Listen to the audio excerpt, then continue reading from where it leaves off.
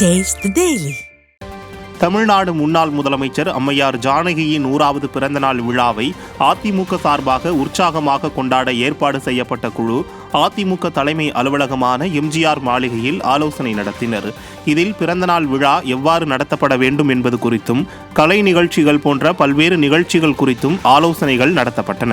மேலும் முன்னாள் அமைச்சரும் எதிர்க்கட்சி துணைத் தலைவருமான ஆர்.பி. உதயகுமார், முன்னாள் அமைச்சர் விஜயபாஸ்கர், முன்னாள் அமைச்சரும் சட்டமன்ற உறுப்பினருமான கடம்பூர் ராஜு, முன்னாள் அமைச்சர் பொன்னையன், முன்னாள் அமைச்சர் வைகை செல்வன், கழக கலைப்பிரிவு செயலாளர் திரைப்பட இயக்குனர் உதயகுமார் ஆகிய விழாக்குழுவை சார்ந்தவர்கள் ஆலோசனையில் கலந்து கொண்டனர். திருவண்ணாமலை தெற்கு மாவட்டத்தில் முன்னாள் அமைச்சரும் சட்டமன்ற எதிர்க்கட்சி துணை செயலாளருமான அக்ரி கிருஷ்ணமூர்த்தி தலைமையில் தேர்தல் பணிகள் குறித்த ஆய்வுக் கூட்டம் நடைபெற்றது. இதில் சிறப்பு அழைப்பாளர்களாக முன்னாள் அமைச்சரும் கழக துணை பொதுச் செயலாளருமான கே.பி. முனுசாமி, முன்னாள் அமைச்சர் வளர்மதி ஆகியோர் பங்கேற்று ஆய்வு மேற்கொண்டனர். அதன் பின்னர் முன்னாள் அமைச்சர் கே.பி. முனுசாமி செய்தியாளர்களை சந்தித்தார். அப்போது பேசிய அவர், ஸ்டாலின் அரசு பணத்தை எடுத்து தன் தந்தைக்கு விழா நடத்தி வருவதாக குற்றம் சாட்டினார். தன் தந்தையினுடைய நினைவிடத்திலே பல நூறு கோடி ரூபாய் செலவு செய்து அங்கே அவருக்காக விழா எடுத்தார். அதைத் தொடர்ந்து எல்லா கட்டிடங்களையும் கட்டி அதற்கு முன்பே அவருடைய தந்தை திரு கருணாநிதியுடைய திருவுருச்சிலை வைத்து விழா எடுத்துக் கொண்டிருக்கிறார். இப்படித்தான் அரசு பணம், வரிப்பணம், மக்கள் பணம் விரயமாகிக் கொண்டிருக்கிறார். தேர்தல் வாக்குறுதிகளை நிறைவேற்றாத நிர்வாகத்திறனற்ற ஸ்டாலின் அரசை கண்டித்து தமிழகத்தின் பல்வேறு பகுதிகளில் தமிழ்நாடு சத்துணவு மற்றும் அங்கன்வாடி ஓய்வூதியதாரர்கள் போராட்டத்தில் ஈடுபட்டனர்.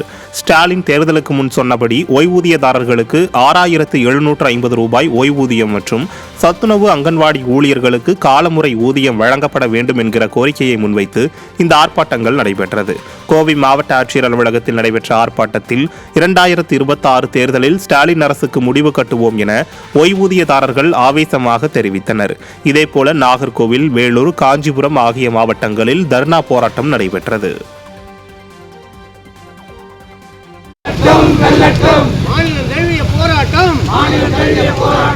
அனைத்து ஊராட்சி ஒன்றியங்களிலும் முதல்வர் கவன ஈர்ப்பு ஆர்ப்பாட்டம்,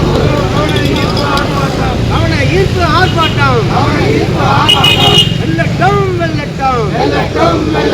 தமிழக அரசே, தமிழக அரசே. விழுப்புரம் அருகேயுள்ள அரியலூர் திருக்கை கிராமத்தின் வருவாய் எல்லை பகுதிகளை டட் நகருடன் இணைப்பதற்கு எதிர்ப்பு தெரிவித்து கிராம மக்கள் மாவட்ட ஆட்சியர் அலுவலகத்தை முற்றுகையிட்டதால் பரபரப்பு ஏற்பட்டது.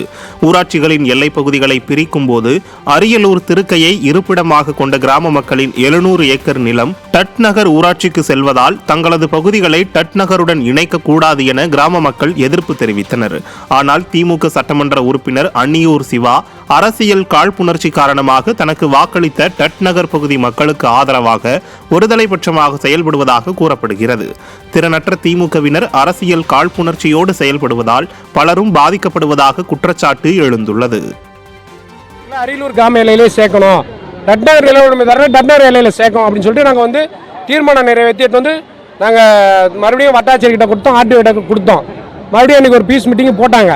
அன்றைக்கே போட்டு மறுபடியும் என்ன சொன்னாங்க, தாசில்தார் நீங்கள் வந்து ரீசர்வே பண்ணுங்கள், நீங்கள் மறுபடியும் நாங்கள் வந்து விஓ அனுப்புகிறோம், தாசில்தார் அனுப்புகிறோம், இந்த சர்வேர் அனுப்புகிறோம்னு சொல்லி அவங்க அனுப்பிச்சாங்க. அவங்க வந்தவங்களும் என்ன பண்ணாங்க, ஒரு சாராராக தான் பேச ஆரம்பித்தாங்க. அதனால் இது வந்து சரி வராது. தென்காசி அடுத்த பாவூர் சத்திரத்தில் அதிமுக சார்பில் திமுக அரசு மற்றும் நெடுஞ்சாலைத்துறையை கண்டித்து கண்டன ஆர்ப்பாட்டம் நடைபெற்றது. பொதுமக்கள் நலன் கருதி 2016 அதிமுக அரசால் தென்காசி திருநெல்வேலி SH39 நெடுஞ்சாலை அமைக்க 480 கோடி நிதி ஒதுக்கீடு செய்யப்பட்ட நிலையில் திமுகவினரால் பணிகள் தாமதமாக நடைபெறுவதாக குற்றச்சாட்டு எழுந்துள்ளது. தற்போது வரை போடப்பட்டுள்ள சாலைகளில் தனிநபர்கள் பயன்பெறும் வகையில் பொதுமக்களின் உயிருக்கு பாதுகாப்பின்றி தேவையற்ற இடத்தில் சாலையை கடப்பதற்கு திறந்த வெளியை ஸ்டாலின் அரசு அமைத்துள்ளதாக குற்றம் சாட்டுகின்றனர். தென்காசி தெற்கு மாவட்ட கழக செயலாளர் செல்வமோகன் தாஸ் பாண்டியன் தலைமையில் நடைபெற்ற கண்டன ஆர்ப்பாட்டத்தில் திமுக அரசுக்கு எதிராக கண்டன கோஷங்கள் எழுப்பப்பட்டன. இந்த நிகழ்ச்சியில் கழக அமைப்பு செயலாளர் ராஜேந்திரன், அம்மா பேரவை செயலாளர் பிரபாகரன், எம்ஜிஆர் மன்ற மாவட்ட செயலாளர் காத்தவராயன், மாவட்ட இலக்கிய அணி செயலாளர் முகிலன், மாவட்ட விவசாய அணி செயலாளர் கிருஷ்ணசாமி மற்றும் ஒன்றிய நகர பேரூர் கழக நிர்வாகிகள், பொதுமக்கள் என பலர் கலந்து கொண்டனர். சென்னை அண்ணா நகர் சிறுமி தொடர்பான வழக்கை விசாரிக்க சிறப்பு விசாரணை குழுவை அமைத்து உச்சநீதிமன்றம் உத்தரவிட்டுள்ளது.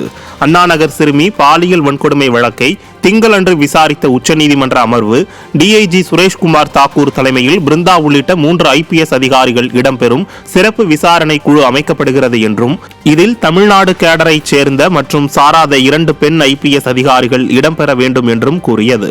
அத்துடன் அந்த குழு தினமும் விசாரணையை நடத்தவும் அதனை சென்னை உயர்நீதிமன்றம் கண்காணிக்கவும் உத்தரவிட்டது. மேலும் அந்த குழுவின் முதல் விசாரணை அறிக்கையை உயர்நீதிமன்ற தலைமை நீதிபதி முன்பு சமர்ப்பிக்கவும் அதன் அடிப்படையில் உயர்நீதிமன்ற தலைமை நீதிபதி வழக்கை விசாரிக்க தகுதியான அமர்வை ஏற்படுத்தவும் உத்தரவிட்டது.